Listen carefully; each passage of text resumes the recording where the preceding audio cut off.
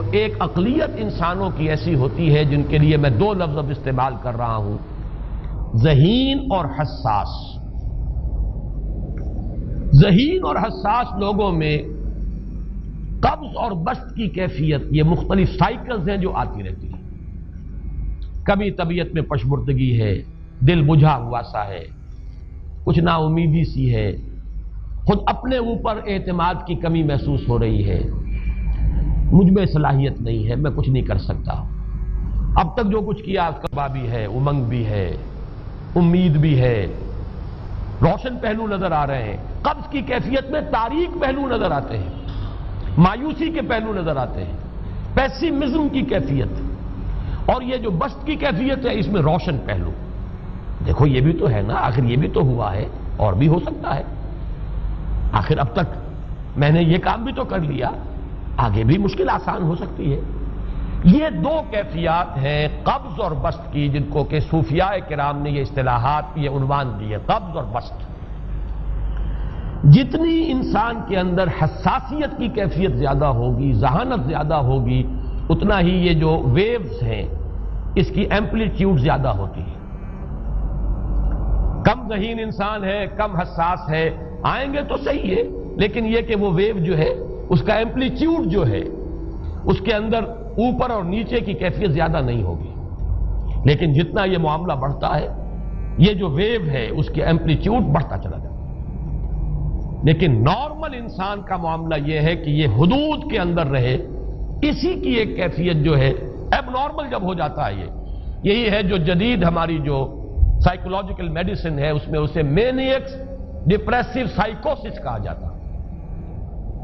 مایوسی ہوئی تو اتنی ہوئی کہ جیسے کمر ٹوٹ کر رہ گئی، اور اسی ڈپریشن میں ہوتی ہیں خودکشیاں،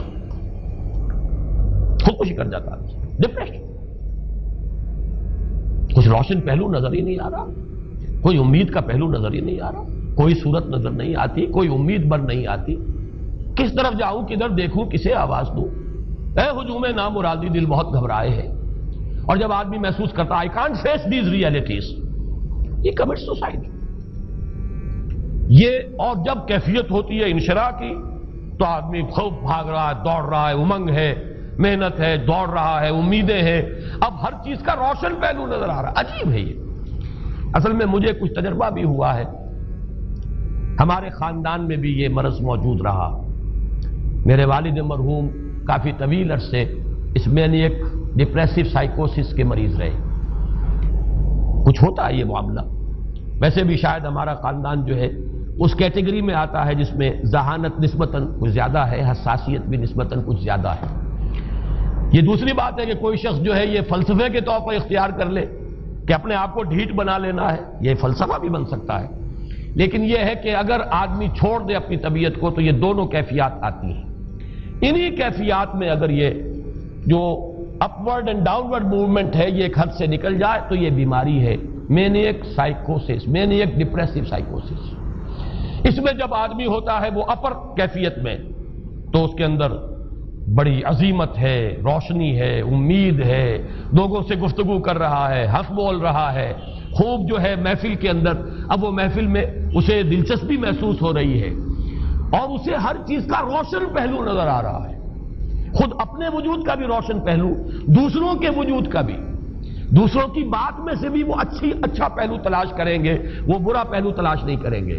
جب دوسری کیفیت ہے ڈپریشن کی، ہر ایک کی بات میں کوئی برائی نظر آئے گی، کوئی اس کی نیت کا فطور ہے، کوئی فساد ہے، کوئی یہ جو ہے بدنیتی کے ساتھ یہ بات کر رہا ہے، کوئی خیر کہیں ہے ہی نہیں، برائی ہی برائی ہے، مایوسی ہی مایوسی ہے، بدلی ہی بدلی۔ یہ ہے در حقیقت وہ کیفیت، اس کو غالب نے بہترین انداز میں تعبیر کیا ہے۔ ذہین اور حساس انسانوں میں ان کی جو ترقی ہے وہ انہی مراحل سے ہو کر گزرتی ہے، اور ہر ڈپریشن کے بعد، ڈپریشن میں اس سینس میں استعمال نہیں کر رہا یعنی بیماری کی حد تک پہنچنے والی ڈپریشن نہیں، صرف قبض کی حد تک پہنچنے والا معاملہ۔ ہر قبض کے بعد جب بسط آتا ہے تو آگے ترقی ہوتی ہے، جس کو آپ کہتے ہیں بائی لیپس اینڈ باؤنڈس، آدمی جو ہے چھلانگ لگاتا ہے، گویا کہ ایک درجہ جو پہلے تھا اس سے آگے درجہ انسان کا جو ہے اس سے بلند تر پوزیشن پر انسان پہنچتا ہے.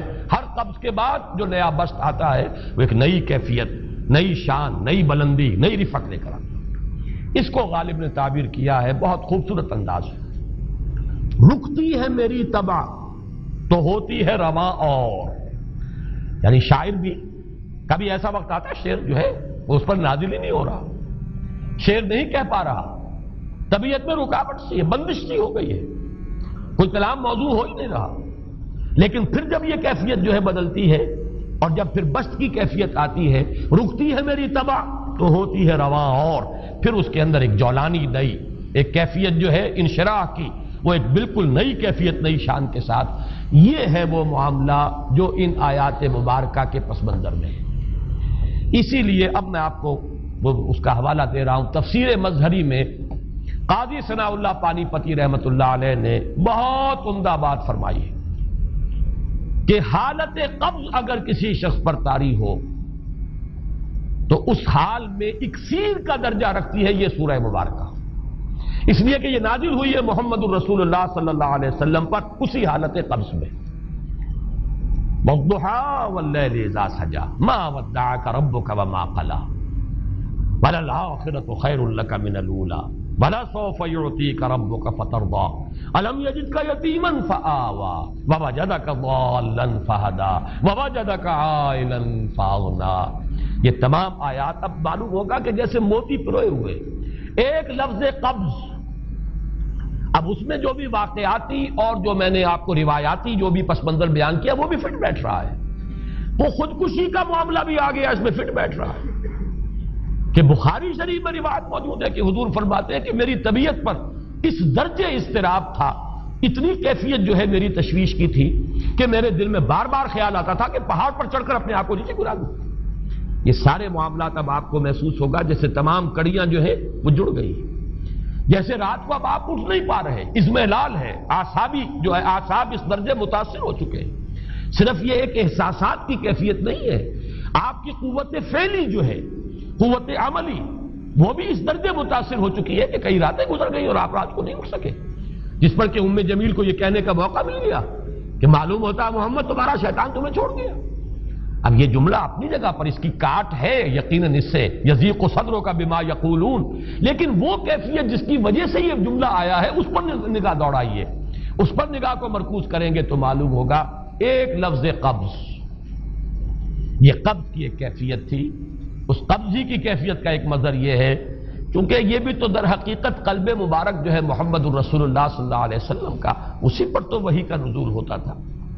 یہ بھی وہی داخلی احساسات و کیفیات کا معاملہ ہے، یہی بھی در حقیقت یہ واردات قلبیہ ہی کا سارا معاملہ ہے.